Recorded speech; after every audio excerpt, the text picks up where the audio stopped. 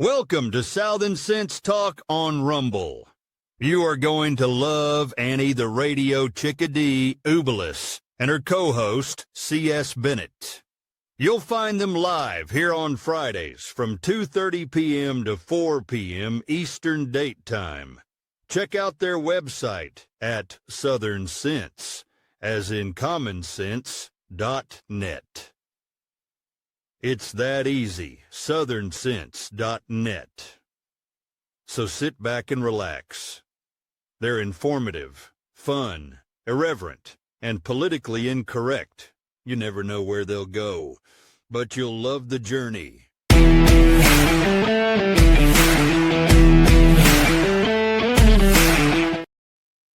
Welcome to another adventure here on Southern Sense. As you can tell, I am here by myself. My co-host Curtis is having internet trouble. But anyway, I'm your hostess with the least mostest, Annie the Chickadee. We've got ourselves a great show lined up. We've got two fantastic guests. The first, he has been making all the rounds on all the major networks, such as Fox News, Newsmax. I've seen him on MSNBC and other stations. It is Mark Kwan, and he's the author of a great book out called Be Smart, Pay Zero Taxes. Use the buy, borrow, die strategy to get rich and stay rich. And he has promised to make millionaires out of everyday people such as you and I. And I have been reading the book, and some of the things I've been doing all along and didn't realize it, but he opened up a whole nother avenue of ways in which you can invest your money and get a good return and not pay taxes. So it's very interesting. We're going to have a lot of fun with him. We're also going to talk about the budget bill that just passed the House and is going into the Senate. A lot of controversy, a lot of talk about that. We're going to get into some of that also. And our guest on the second half of the show is Colonel Steve Bucci.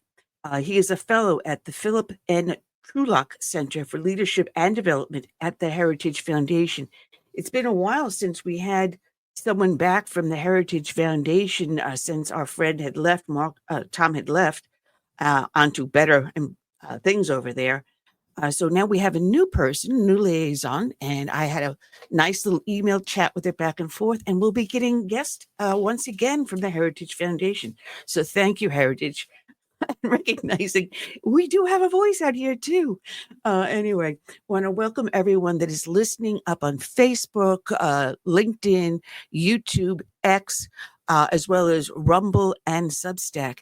And the program that we're using here is starting a new beta thing, so that if you're listening in any one of these things and you decide to make a comment, the comment should scroll across the screen so others can see you and also respond and have fun in the conversation. That's something new. It's exciting. And we're looking forward to having you participate in the show by entering into the comments or the chat rooms. Not all the chat rooms are linked, so I can't promise every single area. I don't think it's linked with it may or may not be linked on our homepage. I don't think it is, which is southernsense.net. But if you're up on Facebook and YouTube or X, it should work when you post in the comments there. That said, we have a lot more to talk about.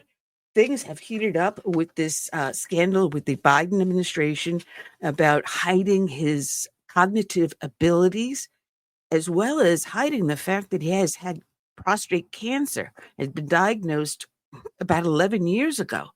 A lot to talk about on that one. That was floating around up on X as well as the other social media networks.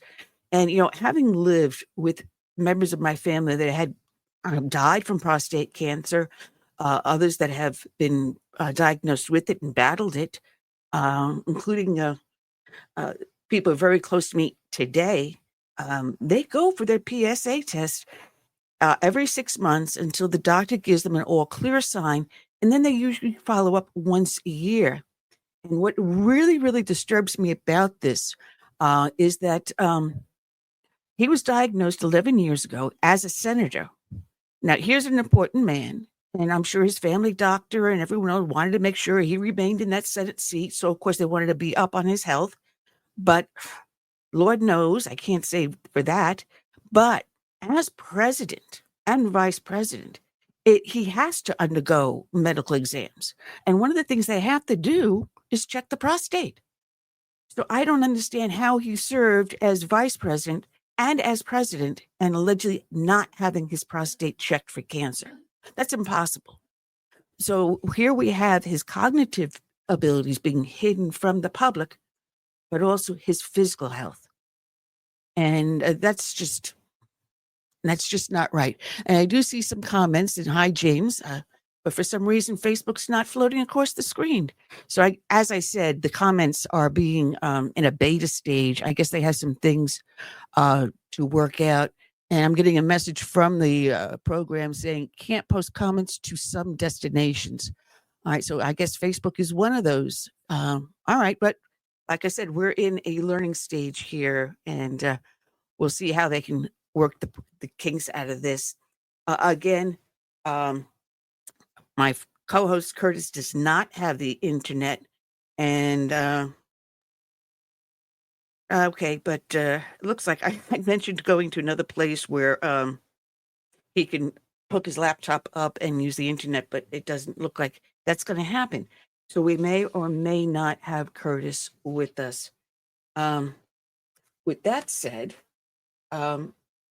we also had the shooting down in Washington, D.C., where a member of a Marxist left group shot and killed an Israeli citizen and an American citizen. The couple were engaged to be, or going to get engaged next week when they traveled to Jerusalem to be married. This gentleman walked into the Jewish Museum in Washington, D.C. during a ceremony, approached four people, two couples, and shot two of them, two individuals dead. There's a lot to talk about on that. The rise of anti-Semitism, but also the unusual possibility of links to terrorist organizations. We'll be talking to Colonel Bucci about that when he joins us. Other things that are in the news is Trump's new beautiful Golden Dome, the new security net he wants to put in place in the next 3 to 5 years here in the United States. Looks like it's possibly could be completed in 3 years using various different technologies. Again, we'll talk to the Colonel about that also. It's more of a more in-depth takeoff on Ronald Reagan's Star Wars. Because the second he mentioned this big, beautiful Golden Dome, I went straight to remembering Ronald Reagan with Star Wars, and everyone said he was nuts. So maybe not so nuts. He probably predicted that this is what would happen. There's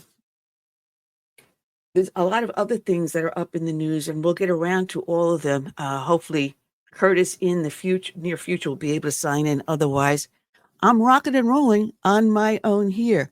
But those that listen to our show know that we start off each and every day with a dedication to a fallen hero. And today's dedication is going out to Corporal Dennis Francis Kelly of the Delaware State Police. His end of watch was Saturday, December 21st of 2021. And in this, from the Officer Down Memorial page, it reads, Corporal Dennis Kelly succumbed to injuries he received when he was injured in a helicopter crash on May 20th, 1984, around 8 p.m. Corporal Kelly and another officer were practicing routine takeoffs and landings at the Sussex County Airport, present-day Delaware Coastal Airport, located at 21553 Rudder Lane in Georgetown, Delaware. While landing, the helicopter flipped on its side. The other officer was able to escape the helicopter and pull Corporal Kelly from the aircraft. Both officers were transferred to Peninsula General Hospital, where Corporal Kelly was treated for a broken neck causing paralysis. He remained a quadriplegic until passing away from spinal injury complications. The other officer survived his injuries. Corporal Kelly had served with the Delaware State Police for 7 years. He's survived by his wife, daughter, and 2 sisters. And what I will be playing for you is from the Delaware State Police, their Facebook page, the dedication they had when they placed his name upon their memorial. On behalf of Colonel William D. Crotty and the women and men of the Delaware State Police, I would like to welcome you to our 2025 memorial service. Greater love hath no man than this, than a man lay down his life for a friend. Today we want to remember and honor those who lay down their lives in service. Today we honor those who paid the ultimate sacrifice, who were tireless public servants, who volunteered to protect and serve and went to work one day just like you and I did and never came home. Individuals who demonstrated unshakable bravery and a noble sense of duty. Delaware State police officers in our state of Delaware are the gold standard of policing. They have been, they remain, and they will be going into the future. Each name etched in this memorial represents not just a trooper, but a parent, a spouse, a child, a friend, someone whose absence is deeply felt every day. And today we solemnly add the name of Corporal Dennis F. Kelly to this revered roll of heroes. Every trooper who proudly wears the uniform today does so with a deep understanding of those who came before. The troopers who gave everything, and the families of survivors who continue to inspire how we serve, how we lead, and how we remember. As we add Dennis's name to our memorial today, we remember all of our fallen and support our families of survivors. Together, we should embrace these gifts of memories that will bring a smile, warm our hearts, and remind us how special our time was together. I would like to read a stanza from a poem by an unknown author Dennis himself had included in his obituary. It's entitled, I'm a Trooper. I am a trooper. I have been where you fear to be. I have seen what you fear to see. I have done what you fear to do.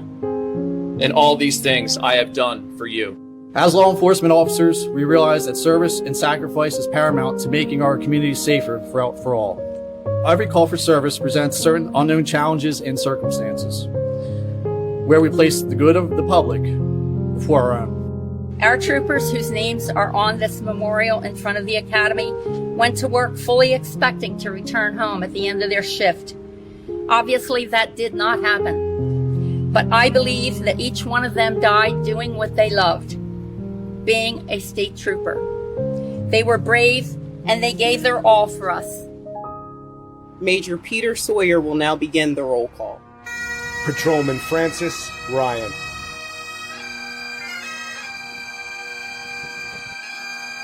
Sergeant Thomas H. Lamb. Trooper Paul H. Sherman. Corporal Leroy L. Lakites. Corporal James D. Orvis. Corporal Raymond B. Wilhelm. Trooper William F. Mayer. Trooper First Class Harold B. Rupert. Trooper Robert A. Harris. Colonel Eugene B. Ellis. Trooper William C. Keller. Trooper Ronald L. Carey. Trooper David C. Yarrington. Trooper George W. Emery. Lieutenant William I. Jerman.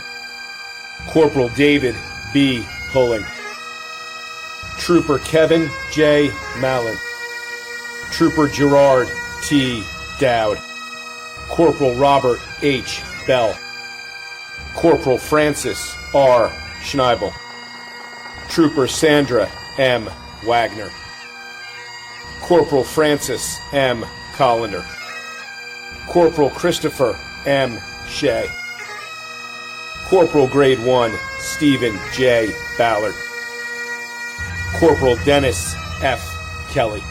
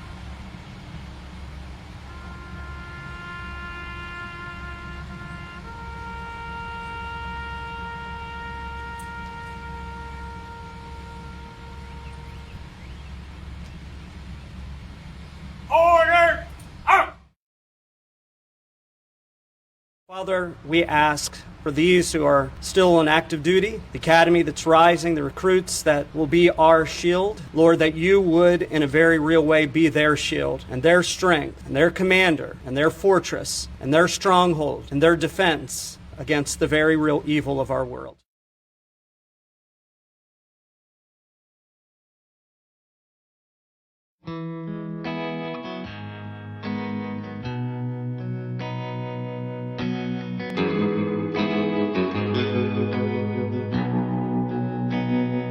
Let it be said, when we finish this race, we kept them free, we led with grace. Let it be seen, from sea to shining sea, beautiful America, living our legacy. Oh, Father, Mother, sister, brother, oh, we gotta learn to love each other. Oh, for the soul of the nation, for the next generation. Let us be known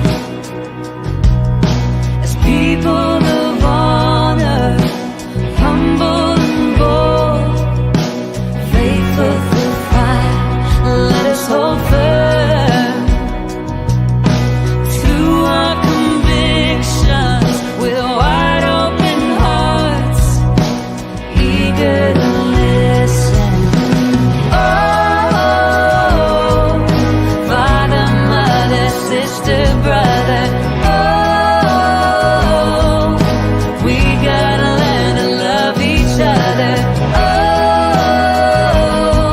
for the soul of the nation, for the next generation.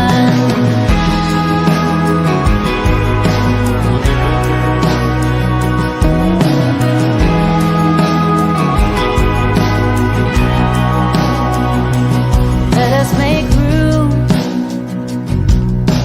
Let us reimagine, welcoming voices with true compassion.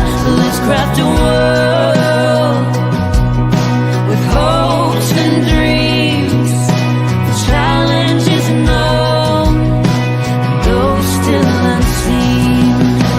Oh, Father, Mother, sister, brother, oh,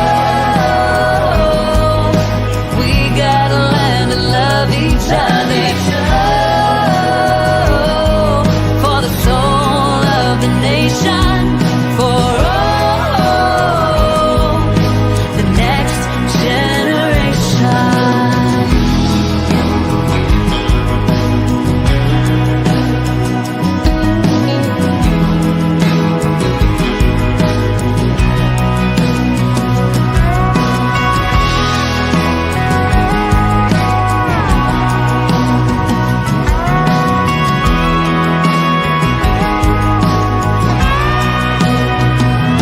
Let us be sure,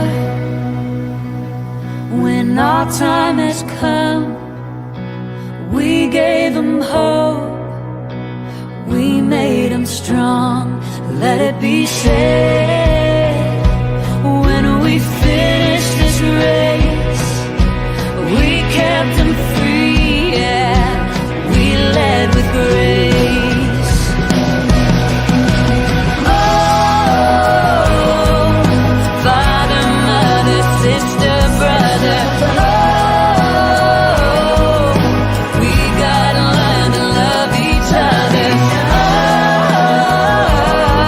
for the soul of the nation, for the next generation.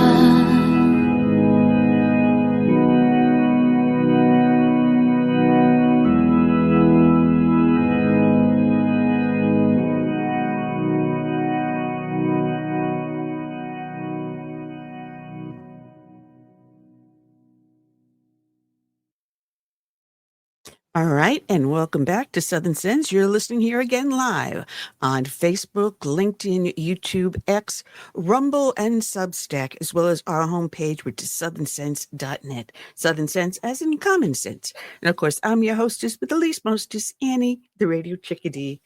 Curtis is not with us today. C.S. Bennett is not with us for some reason. His internet went completely crashing down before coming on air. So they're without, they've got some cell phone service, but no internet in his area of Florida. And yeah, it looks like he's still down and out. So unfortunately, I'm going to be here solo. So I hope you can tolerate me. One of the things that was coming across the news is now it looks like the Trump administration under Pam Bondi and Kristi Noem and Tom Homan are actually tracking down and taking care of our illegal immigration problem, but we still have activist judges out there. We have a judge in Wisconsin that has been, I believe, I don't know if she was actually arrested or what, but she has been indicted for assisting the illegal alien from evading ICE. There were 2 ICE agents outside her courtroom, and she, and it looks like a clerk of the court, kept him busy while she instructed the illegal immigrant's attorney to take him out the back. That was obstruction of justice, and that's very serious. And here you are, a judge. You're here to uphold the law, not break the law. But she allowed him to escape. He was eventually tracked. They did eventually track him down and arrest him. That we do know. But here's another instance of a activist judges, actually, no, not just the judge, but an activist legal system. A progressive prosecutor had let an illegal immigrant teen off easy after a 90-mile-an-hour crash that killed a 24-year-old woman. And this was from Fox News by Louis Cassiano. And he wrote that the father of 24-year-old Caitlin Weaver condemned a progressive DA's lenient probation-only sentence after a deadly T-bone collision. The father of Caitlin discussed his daughter's death in a wrong-way collision. His name is John Weaver. The illegal immigrant teenager responsible for the crash received a plea deal and no jail time from the district attorney. And guess where this is? Aurora, Colorado. And we know what's going on over there with the Trinidad Aragua gang taking over apartment buildings and terrorizing the residents in them.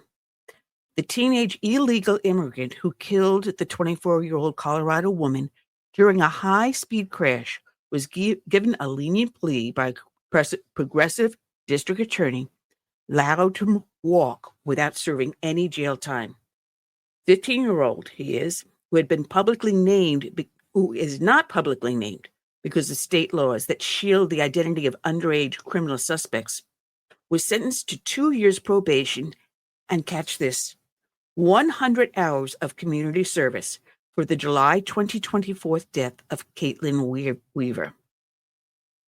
The office of Arapahoe County District Attorney Amy Padden offered the teen a plea deal if he admitted his guilt in the deadly crash. Talk about just giving him a slap on the wrist. The teen was racing his Jeep with other kids at speeds of 90 miles an hour in a residential neighborhood in the Denver suburb of Aurora when he T-boned Weaver's vehicle at an intersection. It was an instantaneous death, her father said. Caitlin was waiting at a stop sign, speaking to her boyfriend on the speakerphone at the time she was struck. She was kept on life support for 2 days before she was taken off and her organs were donated. The teen suspect was arrested and charged with vehicular homicide. At the time, the Weavers were told by the DA's office it was a no plea offer case, so they expected justice to be served. However, in January, Padden, who received endorsements from Senator Bernie Sanders and Democrat Colorado Governor Jared Polis, informed the Weaver family her office would negotiate a plea deal. The Arapahoe County District Court inside the Arapahoe County Justice Center in Centennial, Colorado, is where this all took place. They said by doing 2 years probation, that's probably more than the judge would give if he pleaded guilty. How's that possible? I don't know how that is possible. But this is what has happened, and this is what we have with activist judges, activist DAs, and an activist justice system. With that said, we have with us on the show for the first time, and I have to apologize, Mark, I don't have my co-host with me. He has no internet. So Oh no. Me, darling. Yeah. So All right, it's two of us then.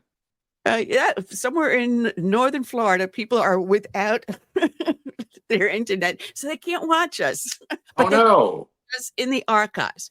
So I want to welcome Mark Kwan, who has a great book out called Be Smart, Pay Zero Taxes, Use the Buy, Borrow, and Die strategy to get rich and stay rich. And I've started reading the book, and I'm a good portion through it.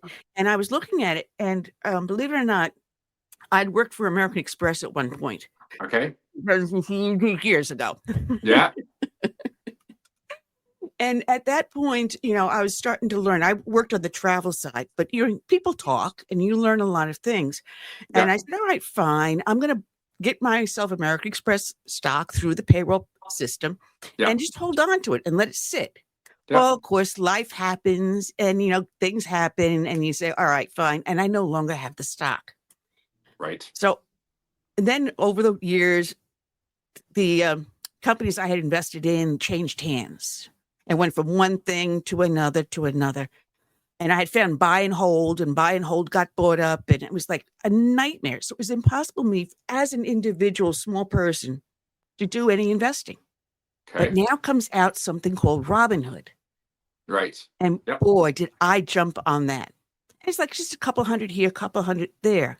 Yeah. And I looked at my return yesterday, and overall, since I started investing, I've got a 26% return. Nice. So a few $100s have now turned into several $1,000s, and I'm just leaving it there and letting it sit.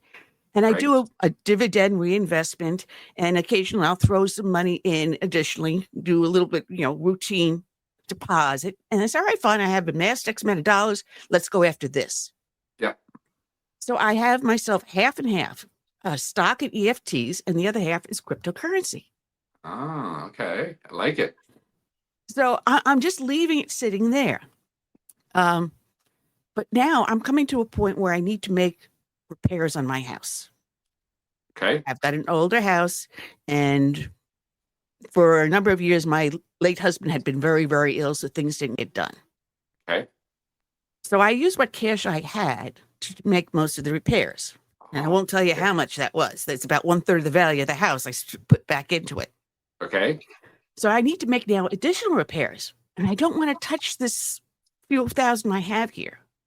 Now, my question to you is, my plan is to do this, to complete the repairs, check out what the value of my house is, because my mortgage company has it something like about $80,000 less than what its actual value is at this point. Okay. At my age, I can do a reverse mortgage, but I need a 50% equity. Right. And of course, when you as soon as you said reverse mortgage, half everybody checked out, right? They probably ran for the ceiling, and I love them personally. But yeah, there's obviously there's so many different ideas that I have. But okay, so first of all, just imagine if you'd kept that American Express stock and kept buying it. I'm dying. And what if you just kept buying it forever? Mm-hmm. And never stopped buying it for it, and you wanted to buy something, you didn't sell it and trigger the taxes, you could take a low interest loan and send it to your bank account. That's where I was aiming, and you went exactly where I wanted to go. Yeah. Because there is a separate account that I'm on as a joint owner on it, and that's got a nice big chunk on it. And in order to help me, it's my mother's, but she put me on there. And over the years, as I needed extra money to do that, we've been pulling it out. Now, There's as I'm reading your good, book, good. Yep. now I'm reading your book and I'm saying, okay, I've got high credit cards. I need this X amount of money. Borrow from there. Yes. Make the repairs. Now, do I have to pay that back or can I No. do it optionally? No, you don't. No, you can even do it on Robinhood. You have to change a setting on Robinhood. Robinhood, most brokers don't like it when you borrow money and take it out because they'd rather have you invest it, right? So then they're building their assets. There's actually a setting on there, and we could have this discussion on exactly how to do it. Yeah, you have to change a setting, and you can actually you could keep investing in your stock and you borrow. It's a low interest margin, and you send the money to your bank account and do the repairs. That's how I would have, if we could go back in time, you wouldn't have done the repairs with the house. You would have invested and then borrowed and then done the repairs with the house. Okay. And that's general. Yeah, there's a general, just keep buying forever. Never stop buying, never sell. If you need access to cash, don't sell. That would trigger taxes. And to avoid those taxes and to avoid having to work hard, you just borrow money and send it to your bank account. All right. I'm in my settings. Yep. There's a setting in there. I can't remember what it is. I'd have to check my workbook. Remember, I've coached more than 500 people how to do this. It's in one of our courses in our classes. How to do it. And I can send you an email exactly how to do it. You have to actually change the settings, and it can't be done on your iPhone. It actually has to be a desktop login. Oh, okay. I do have the desktop, and I also have it on my iPhone. Yeah, I'd have to double check though. But I can send you an email or something like that and show it. Yeah, and then the other part is. Yeah, the other part is my thought. I'm sorry, but this is what my thought was: is to do that, to borrow the money, do whatever repairs, pay down my credit cards, and I'm going to cut a bunch of them up so I don't touch them. The others I'll put locked in a drawer and keep in my wallet only one or two. Sure, and they will be mainstay, which I pay off every month, so I'm not paying the interest.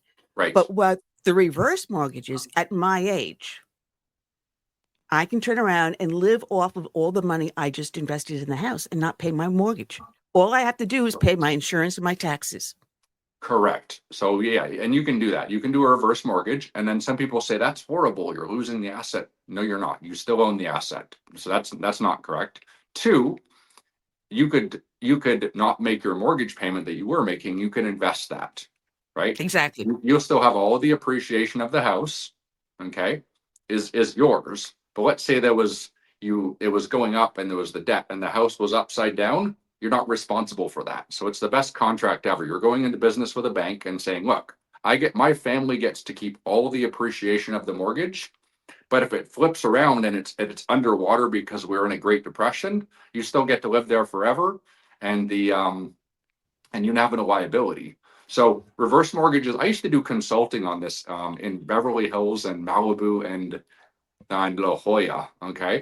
In my previous company, we had a company called the Remy Group. We used to go to La Jolla and Malibu, and we do these seminars on how rich people would imagine the person in Malibu with a $10 million house. Yeah. And look what happened now. They have no house, right? If they would have reverse mortgaged it, they could have bought 3 houses and they could have owned 3 houses in Malibu, called diversification, and they would have no payment because they could have bought it. So reverse mortgages work great if you use it to invest in other assets. If you go to Vegas with the reverse mortgage and put it on the casino, very bad deal. And by the way, I don't love debt. I only love debt when it makes me money, and it helps me avoid taxes. I don't like debt. I don't like credit card debt. We need to get rid of your credit card debt. We need to invest, borrow, pay off the credit card debt. Now the credit card debt's gone. If we're going to use a reverse mortgage, we have to hedge that with something. We have to reverse mortgage it, but then what other asset we're going to create that's going to grow faster than that reverse mortgage? So you can actually pass more money to your family, right? Mark, and you can live and enjoy. This is my co-host, Curtis C.S. Bennett. Curtis. Nice. He's here. Curtis, the man with the plan. That's what I told. I told you the man with the plan. So yeah, I apologize for coming on late, but we had a power outage with the internet. But my question is this: how did reverse mortgages become so much misunderstood by the public? They used to be. They were. I think. Again, I never really dug down this rabbit hole too much, but they were kind of predatory. Like you could actually lose the asset if you didn't. But today they're so regulated. I mean, you have to do courses. You have to do courses before you buy one. But again, if you reverse mortgage your house, let's say I was 62, I'd reverse mortgage my house, and I wouldn't have a mortgage payment for the rest of my life. I'd take what I was putting on my mortgage payment and I'd start investing it. and I'd use the buy, borrow, die strategy. I'd build my assets, and then I'd borrow for another home, and I'd buy another home as an investment property. So as long as you're safely leveraging debt to make more money, you're avoiding taxes. And then there's all these tax advantages that can come into place. I can wipe out my W-2 paycheck. I can wipe out all forms of taxes, and then you can live tax-free, which gives you more money to invest in a buy, borrow, die strategy. It's good compounds. Once you start doing this, you can build your wealth very quickly. Well, I'm lucky because of the way in which I retired on my disability. So I'm not paying taxes to begin with. But yeah. I was not blessed with having children. So I don't have anyone to really pass the house on to. Oh. So if I were to go tomorrow outside of my current husband and my mother living with me, they'd have to worry about that. But at that point, I'm dead. What do I care? Reverse mortgage it and take as much equity out, invest it with safety. I mean, it's strategic investing. We're not gambling. We don't gamble. No, but right? I would say I would take some of it and leave it as cash in a high interest savings account. So if I need fast cash, I can go to the bank, boom, boom, use the ATM card, cash in my pocket. But I don't carry cash normally. But in those instances, you want a little pile of cash nearby.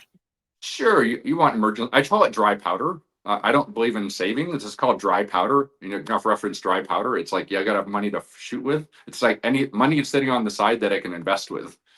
Right. So, all right. Now, what about gold and silver? So I have a rule. I don't invest into anything unless I can take a loan from it. I call it dead money. Okay. I'll never kill my money. If I invest into something and I can't take a loan from it, deal killer. So that eliminates all retirement accounts, all of them. Okay. All right. Well, then if you actually physically have the coins, though. That's the problem with gold and silver is you can't eat it. You got to sell it. You got to, it's like really, you can't get dividends with it. It's cool to have. It's not a bad thing to have it, but it's more like a doomsday thing. Like, hey, I need some gold and silver because the world's really gone kind of quirky.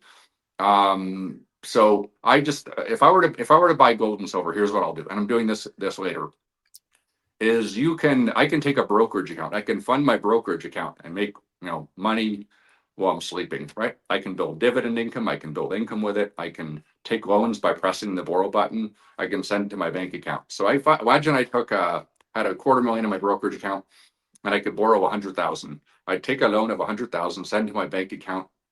I would buy $100,000 worth of gold and silver, but I'd vault it. So you literally buy it and they put it into a secure vault. Okay. And then once it's in the vault, I can take a loan secured by the gold and silver, put it back in my brokerage account. So how much did my gold and silver cost me? I got a question you got me for confused. You got me confused. Well, I did. How much did I have to work? So the 100,000. First of all, did I have to spend my time earning? You borrowed it off of there, so you're not paying any money for it. You're not going to pay the loan back. But I bought my time back. I didn't have to spend my time earning it. So I bought time. Did I pay taxes on the $100,000? No. Oh, you borrowed it? Yeah. Did I have to fight inflation while earning the $100,000?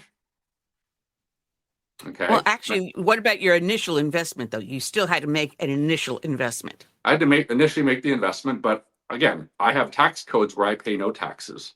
I can have all my income coming in, which is never taxed. That's also in the book. So my wife is real estate professional status. I've got the ultimate tax code. So I can have money that's coming in. I can invest it. But again, that $100,000, I own $100,000 of gold and silver. I literally did nothing. I literally paid no taxes. And once I put it in my brokerage account, I'll actually make money on that deal. So I own $100,000 of gold and silver, and I literally did nothing. And it didn't require any work. I just created another asset, literally by pressing buttons and signing a piece of paper. Wow. Mark. Yeah. What kind of residential properties are companies like yours looking for? So I'm a very particular investor. My sole goal is to buy waterfront properties right now. That's all I look for. Okay. I just bought one in between Chattanooga and Knoxville. Where me and some friends, we bought 15 acres, beautiful Middle Tennessee River, beautiful property. That's what I look for, just because anything with limited supply goes up in value, and water with a view or real estate with waterfront view is always going to go up in value. So that's my thing. I'll never buy property unless it's overlooking a beautiful view or mostly water. That's my preference. So. Man, now you've got a great website called theperfectportfolio.com. Try to say that 3 times fast. Yeah. I can't do that. But in your website, you actually teach people how to do this. So not only can they get your book and read how to do it, but you take them through certain lessons. Yeah, I'll just give you a little bit of history on this. Like, I don't have a high school or college diploma. Okay, I graduated grade 9. That's pretty cool. I got a grade 9 graduation. I dropped out of school. I tried to go to school in Los Angeles, but I was in a really bad gang infested neighborhood, and I kept getting robbed by knife point at school. And then I got my teeth knocked out one day at school. It was a bad neighborhood, and I was like, I'm not going to school anymore. This is dangerous. I wasn't learning anything because the schools suck in Los Angeles. They're horrible. They're horrific places to be, these in the bad neighborhoods. So I was in a bad neighborhood. So I went mixed concrete with my dad. And then I actually went to college. I went back to Canada, went to college for business and financial advising. I was like, this is a scam. I walked in, I was like, this is a scam. Credit cards, student loans, telling me I'm supposed to go work hard, get a diploma to get a job so I can go pay taxes and refund a retirement account. I was like, I'm out. So I left for California, no green card, $6 an hour as a security guard. And I started training to become a private investigator. I used to chase people around on workers' compensation in the most dangerous neighborhoods of Los Angeles for like 6.5 years. Like, it was the crazy stories on its own. I was a financial advisor, investment advisor for 15 years. I used to train financial advisors for a very big company. I was training hundreds of financial advisors, and I was the financial advisor for CPAs. I used to set up 401k plans for companies. And I was like, this is a scam too. I was like, this is ridiculous. I was like, this whole system is just a big scam, right? It's like the mousetrap. Ended up writing my first book, my second book, and then 2018, I resigned. I literally gave up all my passive income I'd earned in 13 years as an investment advisor. Just quit one day, gave up a very large amount of passive income, walked out, released my second book. I started a company called Remy Group. We're doing consulting for rich neighborhoods of how to multiply assets using debt. And then I was, during coronavirus, I had a triple short on the market. COVID happened. I had a triple short. I was betting down ×3. So I was making tons of money on the down. It hit the bottom. I turned it around, and I started going on Instagram and posting my trades on Instagram. And I was making a fortune. I made 28% in one day. Right. It is still on my Instagram. And my friends were like, well, we got nothing to do during COVID. So I wrote my third book, and I started The Perfect Portfolio, and we started teaching people investing. And then it was actually Newsmax emailed me early last year, random email. Hey, they have a book publishing division. They say, would you be interested in writing a book for us? And I was like, are you kidding me? I was like, absolutely, yeah. So, and I was thinking of writing like a manual for the course, because I've taught about 500 people personally, ordinary Americans, these strategies. I do tax consulting for wealthy people too, where we teach them how to, but I'm teaching the same thing to the person who comes to me with $100 in a brokerage account, like $100. I got to teach them the same thing. So yeah, I teach this stuff all day long. Companies growing very fast. Man, it's amazing. Now you've tossed in what Trump has done in the new budget bill that just passed the House and is going into the Senate. And I used to work as a waitress. I attended bar in the Marine Corps Club. Nice. But being, I married the Marine. I divorced him later on. But I would always give tips. I'd always give tips in cash. Because a lot of times when you're working in the restaurant industry, depending upon who's the maitre d' or who you're working under, you either got all of your tips or you got a percentage of your salary being marked off on that IRS form saying that you earned these tips that you never physically got. They would be pocketed by someone else. Yep. So I always had the habit of handing out cash. Yep. The owner can't do that. If you got a waitress waiting on you in a catering hall, you give that person cash, because guaranteed the maitre d' or whoever's running the floor is going to pocket whatever tip that the bride and groom or whoever else gave them. But But now I see Trump says no tax on tips. So now you see a lot of people put the tips on their credit card, which they're going to pay interest on. Right. So now I'm saying that, guys, if you do the tax and give them cash, you're benefiting yourself because you're not paying interest on that cash they could have given. Yeah, I mean, no tax There's a on lot of tips. different things you can that the bill here is helpful for. But on the other side, I look on the flip side going, oh, wait a minute now. Just make sure you don't put the tip on there. Otherwise, you're paying interest on that tip. Yeah. So, and that's the thing, no tax on tips, no tax on overtime, no tax on Social Security. That's great, but you need to raise your financial IQ and because you can actually take that tax-free money and funnel it into your brokerage account and grow your wealth and compound it with never paying taxes. If you need cash, press the borrow button, send it to your bank account. That's how people become billionaires. I've been doing it for 3 years, and my net worth is just skyrocketing. And I never learned this in the financial industry, by the way. You can't learn this as a financial advisor. The CPAs don't understand it. If you go to any university in the country, including USC, where they coined the strategy, you won't learn it. You can go to Pepperdine, Yale, Harvard, whatever. They'll never teach you the strategy. Wharton School of Business. Won't teach. Well, you won't learn Bible or die. It's the ultimate cheat code to retiring early and not paying taxes. And the thing is, like, yeah, it's funny that it's been around, but there's people in the Great Depression started using this, so it's not like a new strategy. It's the same strategy that all the billionaires use. And by the way, if you're a financial advisor, if you started teaching it, you'd be fired for selling away. Really? Wow. Yeah, absolutely. Yeah, if you're a financial advisor and you learn this and you started talking about it, your broker dealer would call you and you'd be fired and terminated and blacklisted from the financial industry forever for the rest of your life. By telling them honestly how people can save money and yet earn money at the same time. Well, yeah. So there's like a number, right? So let's say you're a financial advisor and whatever. You're kind of like, you can't really give advice because people get sued.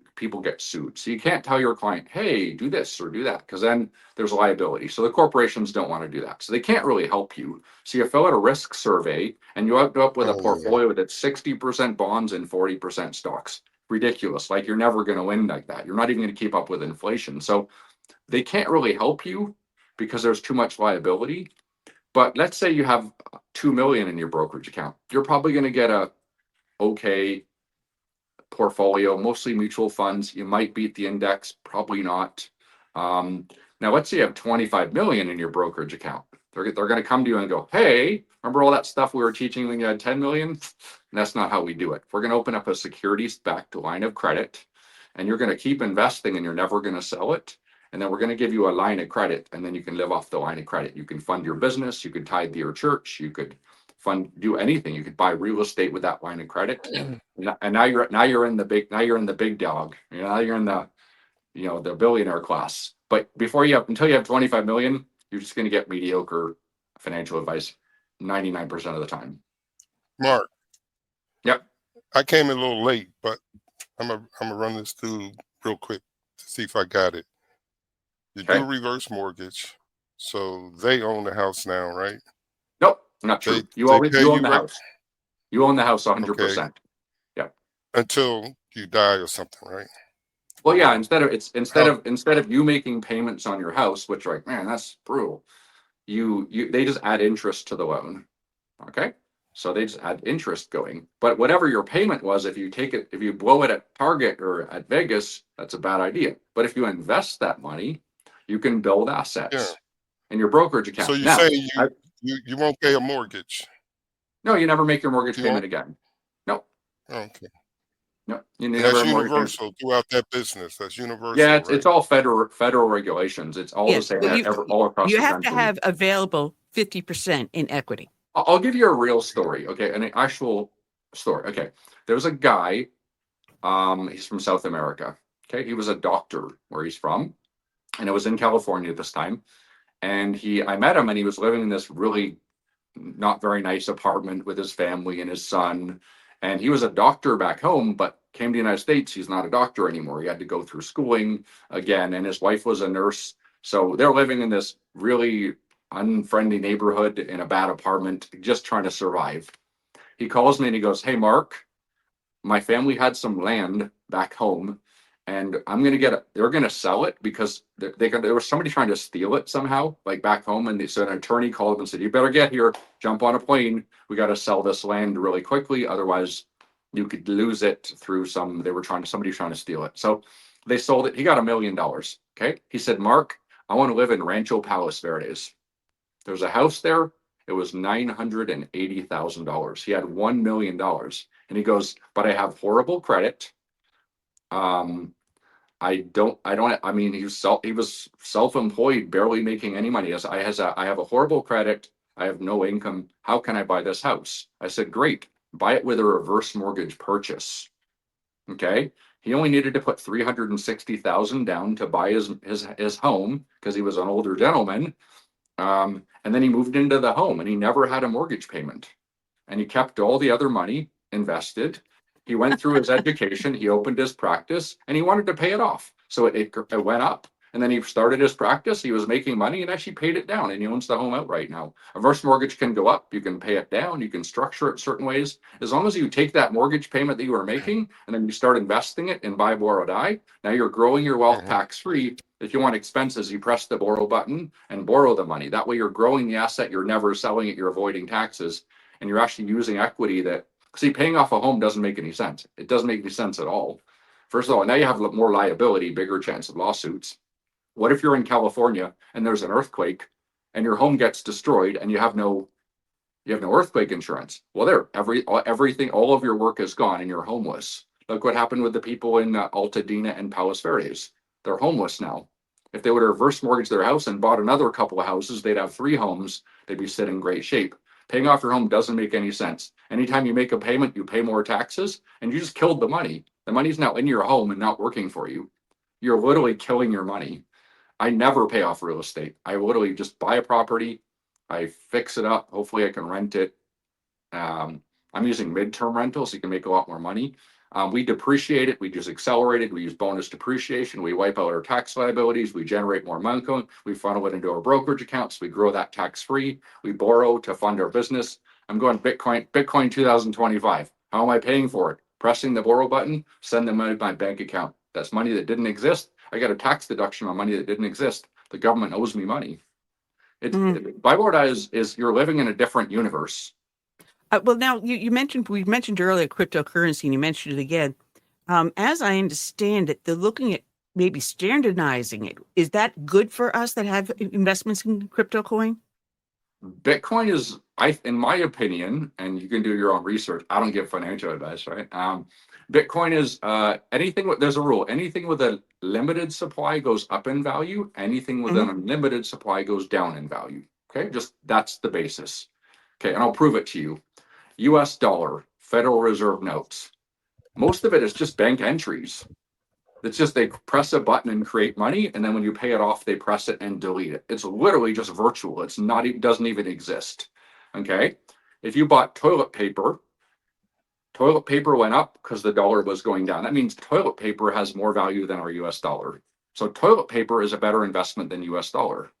Okay? Bitcoin is going to have 21 million. That's it. 95% of it already exists. So 5% of the remaining Bitcoin in the world will be shared by all the corporations, people, and countries in the world are going to have to share in the last 5% that will ever be created. The value goes up. Correct. Limited supply. That's why do I buy real estate on waterfront? You can't create more real estate on the waterfront. It's impossible. That's why I only buy things with very limited supply. Gold and precious metals, limited supply. All those things. Because I do have Bitcoin, the coin itself, which is limited supply. Then I picked up XRP, which has been going up. That's good, yeah. And the other one is the Dogecoin. I like Doge. Doge has some. Those are the 3 I picked up. Yeah, those are the 3. It's a really interesting book, and as I said, I'm about halfway through it. But I was looking at the way I was planning myself as I was reading the book, and I says, "All right, I've already got this and this in place. I want to do X, Y, Z. Let me run it past him because I think I'm on the right path." And I'm figuring in a total of 5 years, I'd be to the perfect point where I can do the reverse mortgage. Yeah, you probably get there faster. I'd have to look at your Well, situation and well, whatever. I mean, I'm I sure analyze people's situations, and I if could I do probably a get you couple of there different faster. things, I could probably do it in 3. But I'm saying I'm giving myself a 5-year period. Okay, it's fine. I'll be in my In your 30s, I'm a little 37, older. 38. Oh, good Lord. Oh, good Lord. That was several decades ago, more than There you several go. decades ago. But I do Oh, appreciate it. But the yeah. book is Be Smart, Pay Zero Taxes by you. You can get it on your website, theperfectportfolio.com, or on Amazon. I downloaded the Kindle, so I walk around with it. That's Nice. it. I've got the Constitution, the Bible, all on my iPhone. There we go. Awesome. Yeah, and definitely, if you're tithing to the church, invest the money, build a big account, and borrow and donate to your church. What did you just do? The money that you went to the church is now invested in your brokerage account. You borrowed. That money wasn't taxable. You donated it to your church. That's technically a double tax deduction. The government owes you money if you itemize it. Well, what I did was when I did my original will, I said if my husband did not survive me, my house would go to the church. That is their worry. Yeah, and you could even use a charitable remainder trust when you're alive, which gives you a massive tax deduction when you donate it. But I And don't then need a tax deduction. I don't need right, tax. you don't, but I'm just saying there's if you just give me any scenario, anybody, regardless of their income, I can always show you a way to get your tax bill to zero. Well, Mark, it has been a pleasure to have you on. We'll have you Yeah. back whenever you choose. Just say, get that crazy lady back. Hey, yeah, let me know what you guys need. We show people how to start with $100 in a brokerage account. So anybody can start a buy board strategy. It wasn't really possible 40 years ago. The things we're doing today were not possible. But we made it clear we will create 1 million new millionaires. I put my reputation on it. I always do what I say I'm going to do. I don't have a high score college diploma, but I've written 4 books. Right. And I'm 2-time Amazon bestseller because I just decide I'm going to do something. So I decided that I'm going to create 1 million new millionaires with this course. It might take me 10 years to do it, but it's spreading like wildfire. Oh, I'm glad. Our I'm glad. students, they won't stop talking about it. They're obsessed. Right. Obsessed. Well, So Mark, that is awesome. Great meet you guys. And maybe you dig down the rabbit hole and if you dig down the rabbit hole and you want to have another discussion, just reach out to me and we'll do it again. it was my pleasure. Certainly. Absolutely. Yeah. God bless Mark for the hard work you do. We'll talk to you soon. All right. Check out Mark Kwan. Check out his book. And we have the other guest waiting so patiently. Now he's in our line of fire, Colonel and Dr. Steve Bucci. I am correct pronouncing that correctly. You got it exactly correct. Although, as my grandmother would go, and no, so what do you say? Hello, doctor. Hi, how are you? But she also had another favorite saying. She goes, Anuch, the only difference between an Italian and a Jew, we put a tomato in our chicken soup.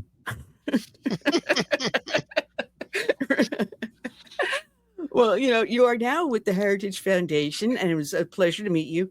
When Tom was doing the public relations, he'd send us someone every week. And now we've changed hands. I'm glad the Heritage is starting to send people back to us again. All you have to do is ask. They'll find us. Oh, yeah. I mean, it's always fun having you guys on. And I found your bio very, very interesting. Besides the cybersecurity and the military operations and you being special forces, 82nd Airborne, what didn't you do? Good Lord. You served in the Africa, in the Middle East, or all over the place. But you also taught, and I'm looking at the name of the college. I'm going, why is the name familiar but unfamiliar? C.W. Post, Westbury, Long Island, New York. Yeah, it's Long Island My stomping University grounds. now. Oh, they changed it from C.W. Post to Long Island. Yeah, because I remember there was that duck pond on the way between the high school and the college that we used to go bike riding and picnic at, in Old Westbury. These are my old stomping grounds. Oh, man. That was a fun time teaching there. I enjoyed it very much. Yeah, matter of fact, my father went to college after all of us were born. So I remember him coming home at night with the books on the kitchen table to do his college, and he was going to CW Post. I mean, just you can't get away from it. Can't get away from it, but I have so much to talk to you about. Jesus, where do I even start? We've got, first off, coming up in July, I believe it is, the 250th anniversary of the U.S. Army. Indeed. It's going to be an exciting time. Apparently, we're going to have a really big parade in Washington, D.C. to celebrate it. That's going to be interesting. We don't normally do that kind of parade here in the United States. So I'll be interested to see how my brothers still on active duty, brothers and sisters still on active duty, pull this one off. But it's whenever you get to see all the big toys that we use in the Army, it's pretty exciting. Our toys aren't near as big as I see my colleague there with the U.S. Navy shirt on. His toys are a lot bigger than ours. Which, by the way, I used to, when I worked for Secretary Rumsfeld in the Pentagon, I had a big poster over my desk. And everybody would come in and go, why does an Army Special Forces guy have that poster up there? And it was a head-on shot from an airplane looking at a carrier battle group under sail in formation. Very impressive. I said, because you can have a lot of good airplanes, you can have a lot of good special forces guys, but if you don't have a couple of those things, you're really not a superpower. No, and you're not going anywhere. We'd like to have a couple more, but we got more than anybody else. And so kudos to the Navy. I give them great respect. It's harder for you guys to get your stuff in a parade, though. It is. I was on a Nimitz and a Saratoga. Ah, well done. And I was married to a Marine, attended bar at a Marine Corps club. And you survived. That's tough with the Marines. You got to watch them. No, actually, I divorced him. And at the time I was divorced him, Colonel Kelly had at one point been, I believe it was Reagan's drug czar. He became the police commissioner for NYPD. And as I am going through a line, we were shaking his hand. It was a fraternal dinner. And he's looking at me. And he's looking at me like, I know you. And I said, yeah, Colonel Kelly, Gunny Hardy's ex-wife. And he goes, you look fantastic. At that point, I was assigned into Brooklyn. And he goes, you lose a little weight or something? And I said, yeah, I lost 165 pounds of ugly fat. Because you never weighed that much. I said, no, Colonel Kelly, I divorced him.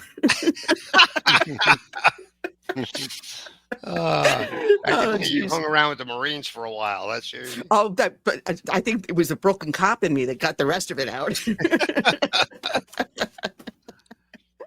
But, there's a lot to talk about. We just recently had the shooting of an Israeli citizen, a U.S. citizen, tragically at the Jewish Museum in D.C.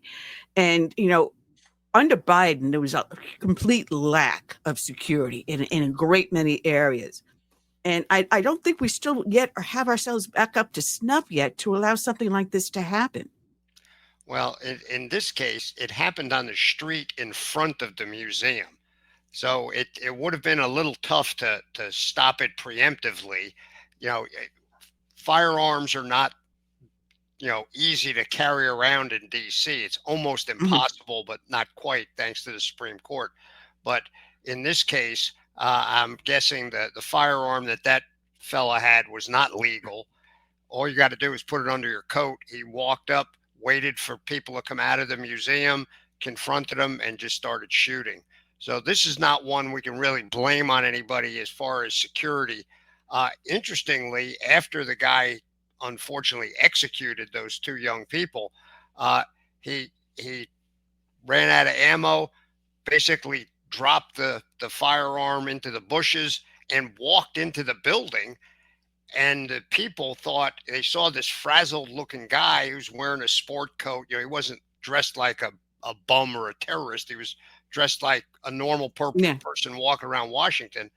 And they offered him some water. They were trying to help him because they thought he had just been traumatized by seeing this killing outside the building. And then it turns out he was the actual gunman. And when this lady was chatting with him, being exactly, as humanitarian as anybody could be, he says, well, I'm the one who did it, and I'm glad I did it. And he started yelling, free Palestine and the other stuff. So interestingly, he commits this mayhem, comes into this group of Jewish people, and they start taking care of him. It's really something he obviously didn't deserve. But then, fortunately, he didn't hurt anybody else, and they were able to apprehend him and get him into the arms of the authorities. But yeah, very much a tragedy. And you're seeing what's really sad is, if you put anything on X or any of those kind of sites, there are a lot of people, not a majority, fortunately, but even a few are significant, who are applauding what that man did and saying, well, no, that wasn't a crime. That was just resistance. No, that was anti-Semitism, bigotry, and murder. And fortunately, the Attorney General and the U.S. Attorney in Washington, D.C. have already announced they're going to be seeking the death penalty for this character. Yeah, and I hope they get it, and I hope they get it sooner rather than later. It takes a long time, but this was so obvious. This is another example of the craziness when that kid Luigi shot the guy in New York. Insurance, and you have executive. people in all over the country say, "Oh no, Applauding. those insurance people are terrible. He was justified in doing it." Look, he didn't have a beef with that company. He didn't have a beef with that individual. He just picked him out and murdered him. And I'm sorry, that is not the way civilized people behave. If you've got a problem with an organization or a group of people, there are lots of channels in our society to seek some sort of accommodation with them, even to, if you think they took something from you or harmed you legally or physically, there's ways to deal with it. Not just grab a gun and go and shoot them because you decide, I don't like this person, so I have a right to kill him. No, you don't. Not in America. Well, what I'm thinking is, because I've been talking about this for a long number of years. We've been doing this show now 15 years, where I saw more than a decade ago the influence of CARE. And they were going in and training our government employees on how to behave and telling their members, this is what you do if you're approached by law enforcement or anyone else. And we were seeing the twisting of the perception. And we were talking about it more than a decade ago. But now it's gotten to the point where it is in our institutions, to the point where we cannot even protect ourselves on our own college campuses. And now Harvard is all upset and in arms because Trump took away their ability to host international students, but yet our enemies have seen a way to infiltrate us and destroy us from within. And then what this gives birth to is what we saw yesterday. Yeah, I got asked this, I think it was yesterday morning on the station, and they said, how did all these, foreign students get here? And I said, well, look, back in the 50s and 60s, these programs started because the thought process was, we bring them here, we expose them to all the wonderful things that are in America, and win them over, get them to change.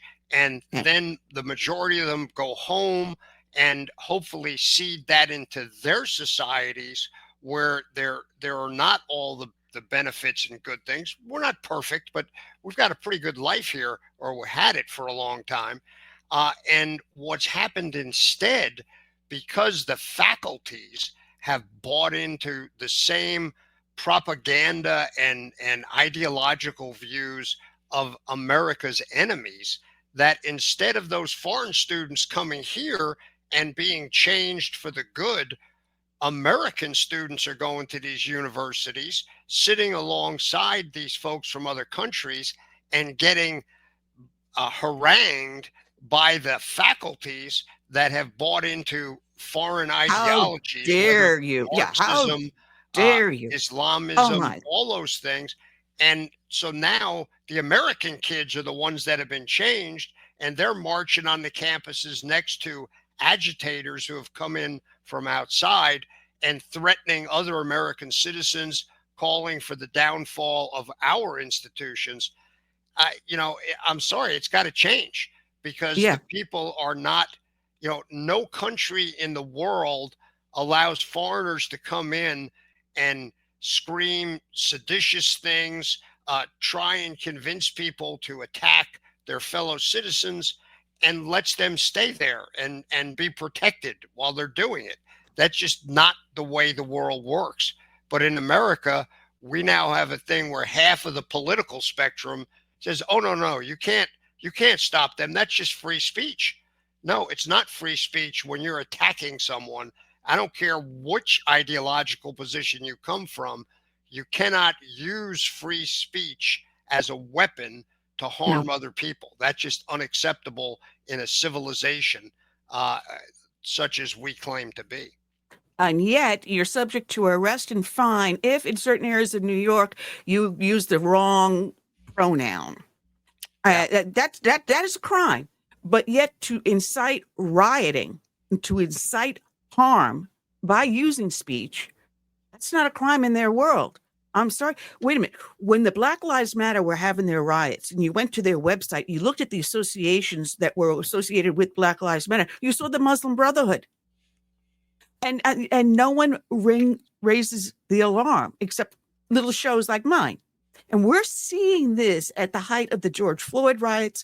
It preceded the Floyd riots. It may have even preempted them too, if you look at it. So we are actually allowing ourselves to be destroyed from within, and we're worried about Trump raising the great golden dome over the world, over the nation. Well, we shouldn't be worried about that. That's something that's going to help us. A lot of people are getting kind of wiggy about that, because the name that he picked for it is sort of vintage Trumpian jargon. They think about, the Iron Dome that is in the newspapers and the news so often because it is protecting Israel so effectively. That is, if you will, at the tactical level, mostly because Israel is relatively small and its allies are all unbelievably close to them. I mean, this would be like New York attacking New Jersey. It's the distances are small, the weapons that they can use, the Iron Dome and all of its subsidiary pieces, they can stop intermediate range ballistic missiles coming from places like Yemen and Iran. It can stop drones. It can stop aircraft. It can stop mortar rounds, which is really amazing. It's a phenomenal system for that very compact battle area. What President Trump is doing is he is combining the concept that President Reagan raised, the Star Wars or Strategic Defense Initiative, which was thought of primarily as a space-based system that could shoot down intercontinental ballistic missiles as they approached America. Now, since then, that seemed very, science fiction-y, hence the name Star Wars for it. But when I worked in the George W. Bush administration, we put into place a system of ballistic missile defense that had three pieces to it. It had systems that we could forward deploy near our enemies. Think of the coast of North Korea, in and around the Persian Gulf near Iran. It was never designed to be big enough to stop the Russians or the Chinese, but that's going to be the follow-on. But it would shoot the enemy's missiles as they went up. It could intercept them when it was on the climb part of their flight. Then we put space-based systems of radars that we could launch interceptors that would catch those missiles as they flew through space on the way to their target and shoot them down up there. And then we'd have other systems, usually also naval-based, that could shoot the warheads as they re-entered the atmosphere coming down towards their targets. What President Trump is envisioning is taking the concept of the Iron Dome, the comprehensive nature of it, applying that in a strategic size and scope that would do what our ballistic missile defense stuff does against Iran and North Korea, but make it robust enough that we can also protect ourselves from countries that have bigger capabilities like Russia and China. So this is going to be, it's infinitely doable. We have the technologies. Yeah. We have the ability to build it. It's going to cost a lot of money, but personally, I think it's going to be money well spent because it will be the ultimate deterrent to our enemies, because they will understand, just as Iran found out with Israel, they could shoot hundreds of missiles and drones at Israel and none of them would get through. That's a waste of a lot of money, a lot of time, and a lot of effort. And then Israel comes back and spanks them for it. Yeah. We're going to have the same capability. Nobody's going to be able to hit the United States or any other target we decide to defend. And once we swat their stuff aside, then those naval vessels and other systems are going to do the other thing they do so well. And then the spanking will begin on the other direction. And hopefully nobody will take us up on it. Well, there's a couple of things I want to delve into because when I was looking at the statistics last year alone, 350 drones were in and violating our military base areas. And that's the American public doesn't think about that. They think about the drones that came over New Jersey and they flip out, or the drones that the illegals and the gangs are using to trespass into the United States. But the fact that the military bases are being violated. Now, I live in the heart of the Tri-Command here in South Carolina, and you think about these things. But what really worries me is our electrical grid, our power grid. And as I understand, 500 transformers are already here in the United States made in China, and they put a kill switch on them. And I've heard many times politicians talking about uniting our power grid. I think we say disunited. You may lose power in Los Angeles, but you won't lose it where I live. If you unite them, then they hit a central system and they take out the whole country. So the power grid is something I am highly concerned about. And one of the things I like is they're taking the subsidies away from the green power and pouring it back into traditional. But yet they've also tied the nuclear power subsidies to the green power. And we've got to yank that back so we can develop the nuclear. So I'm looking at defense in several different areas. I'm hoping that that's what you guys are doing. Yeah, this is, again, a very comprehensive issue set that requires a bunch of things. First is, we don't have one grid in the United States. We actually have three major sections of grid, but even within those three, they're really diverse. We have everything from gigantic corporations who run, the power grid over 3 or 4 states in one area, down to a little tiny municipality, a city, who runs its own electrical power all by themselves. Now they're tied together. There's regulatory connections and there's supporting connections. So if one goes down, they can redirect power from an area that is still good to share it with somebody who's having problems. If you had a unified system across the whole country, just as you point out, once somebody gets inside the hen house, all the hens are going to get killed. So having the diversity is an element of security. The problem is a lot of that same grid system are very old, legacy systems. They're very fragile. So we need to do a lot. We should leave our system diverse, but we need to make it more robust so that people can't get in and mess with it. Those transformers you talked about, you know what the easiest way is to attack those? It's not to shoot missiles at them. It's not even to put kill switches in them. It's have 4 or 5 guys with automatic weapons go up to some transfer station and just start shooting at them with old-fashioned bullets. Once you break the ceramics on those things, there's no stockpile of those transformers anywhere. You have to go back to Europe or back to China and buy new ones, which takes months and transport time and all that. So that part of the grid system is very, very fragile, very potentially risky.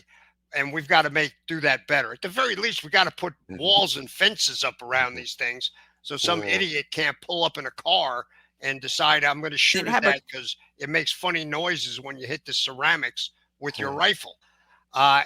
Make it America. Made in America. Yeah. Make it in America. There's a lot to shoot at in America. Don't have to shoot at our electrical grid. But the whole cyber system, the same thing. It's not just the electrical grid. A lot of our our national infrastructure, which runs through cyber and digital means, there's a lot of people who have dropped little honeypots here and there, waiting to use those in the future. Because to be honest with you, Americans, we love all that digital stuff. It's very convenient. It gives us the capability to do lots of stuff, have a lot of fun, buy things and have it delivered the next day, all that. The problem is very few people think about security. The whole TikTok issue of, don't get me started on that one. Oh my goodness, you can't take TikTok away from us. My crocheted hat business is going to go down. That's where I sell all my stuff. Well, I understand that. Find another platform to sell your hats on. That system is a tool of the leadership in communist China to attack our culture, to gather information on our citizens. Nobody with any brain should be on TikTok. Propagandize. I remember when all that came out, and then the next thing you see, there's President Biden doing stuff on TikTok. It's like, why?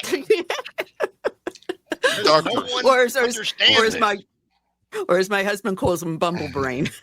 Yeah, that's kind of. I guess he had an excuse we know now, but this kind of, it's not just TikTok. There's lots of systems like that our adversaries and enemies utilize to get at our infrastructure, our financial infrastructure, our electrical infrastructure, other utilities like water and things like that. It's not that hard to mess with them. And there's a lot of people who are really good at it trying to do that. And if nothing else, they're just robbing us blind. They're stealing our intellectual property hand over fist. Some of it's nation states, some of it's just criminals.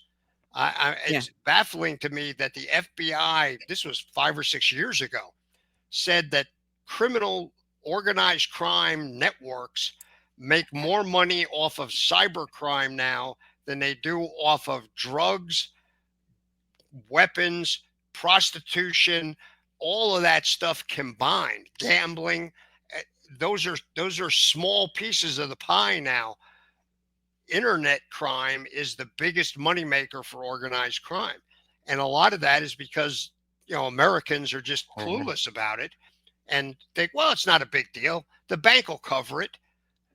Yeah, but at what point does that break down? And now we're all in deep trouble. Yeah. So I mean, there's so many ways to attack us. And we leave ourselves wide open and vulnerable. The innocent American, we've got to wise up and not be the innocent American anymore. And we've got people like you and Heritage Foundation out there working hard for us to slap us in the face and wake up and smell the coffee. And we've got shows like this that have been talking about this stuff for years. And it's ironic that we're using cyber material here to broadcast, but how else are we going to get the word out? Well, we should use these things. We don't want to go back to the Stone Age. That's self-defeating. That's like we're just going to turn the internet off. Well, that's kind of what the bad guys want us to do anyway. But we need to do it smartly. We need to do it well. We need to adequately fund the defensive efforts we're making to protect these things. And a lot of it comes down to the humans. You and I, all the people listening who use these systems, you have to do it smartly. You can't click on everything that comes up. I got to tell you, I used to give talks on this all the time. And if somebody sends you an email and says you won the Irish sweepstakes and you get all happy, think, did you buy a ticket for the Irish sweepstakes? If you didn't, you cannot win. So why do you open up that guy's email? And for gosh sakes, don't click on any connections that are in that email or any of the other multitude of things. And there are still people answering the Nigerian prince's offers to move money around. Come on, guys. Nigeria doesn't even have any princes. No, what I love is that we get these phone calls is saying that, we need to take care of XYZ. You owe X, give me your number. I says, listen, you're a voice on the phone. I don't know you from Adam. If I owe you a bill, you mail it to me and I'll pay it that way. But go ahead, Chris. We got 2 minutes left. Yeah, I found it amusing that you said people are having problems with the name of the defense system that Trump wants to put in place. I mean, he could have called it the big, beautiful umbrella. They would have had problems. But my question is this. If he were to even suggest putting a defense system like this in Taiwan, do you think China would let that happen? Will they look at it as though we looked at Cuba back during the Cuban Missile Crisis? We're not going to let the Russians put in a missile system. Would that happen, or would that lead to World War III? I don't know if it would lead to World War III. If we put in a defensive system, I mean, if we do anything with Taiwan, the Chinese are going to get totally ticked and beat their chest and stomp their feet. If we put a defensive system in, we could probably argue it and, we'd get past it. What the Russians or the Soviets tried to do with Cuba, they were going to put in offensive missiles in Cuba. Now, if we did that, I think the Chinese would go nuts. I don't think we have any intention to do that. We don't need to do that because we have the United States Navy. We could sail up and have those capabilities right there on the surface of the sea. But we do have to, look, we could beat China in a fight today. No doubt in my mind. I don't think we want to do that because it would be costly. It would be a tremendously difficult and big conflict. But we need to stay ahead of them, and we need to make sure that we are spending enough so that China understands it's really not worth it to mess with these guys. They're a big nation state. They're going to push back on us all the time, but we don't want them pushing back so hard that we end up getting in a shooting war. If somebody attacks us, this particular president, he'll go after them. But, we're not looking for a fight with anybody. As President Trump likes to say, he just wants to do business.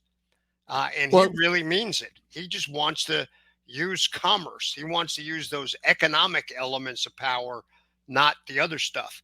But you can't protect those things if you don't have the old-fashioned hardcore elements of military power to go along with big stick. Well, Kurt, we're out of time. This is it. We're down to our last 2 seconds. Colonel, it has been a pleasure, and we welcome you back anytime. People can find you at the Heritage Foundation. Heritage.org. That's it. All right. Okay. Thanks for having me.